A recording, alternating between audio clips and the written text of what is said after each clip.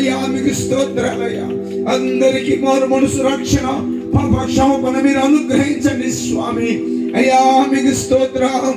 ఇదిగో ఒకడు 100 మంది పిల్లలను కని బహు దీర్ఘాయుష్మంతుడై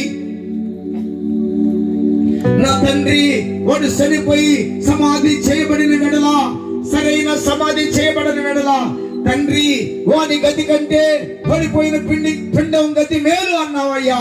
ప్రతి ఒక్కరికి మారు మనసు రక్షణ పాప క్షమాపణ దయచేయండి నైనా.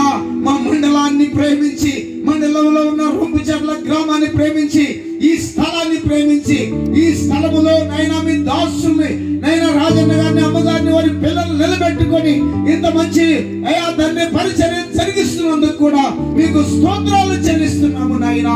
ఇదిగో ఈ సభలో నాయనా ఈ 2వ రోజు 3వ కూడికలో మీరుండి నడిపించి మీ నామానికి మహిమ తెచ్చుకోమని మేము అడుగుచున్నాము దేవా. స్తోత్రాలయ్యా.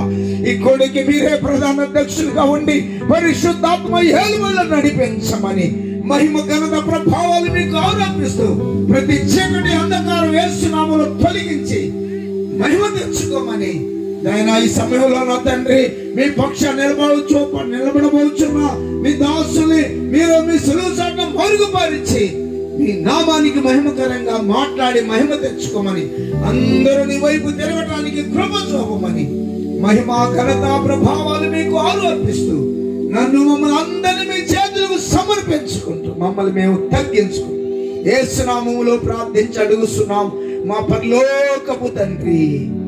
ఆమేన్.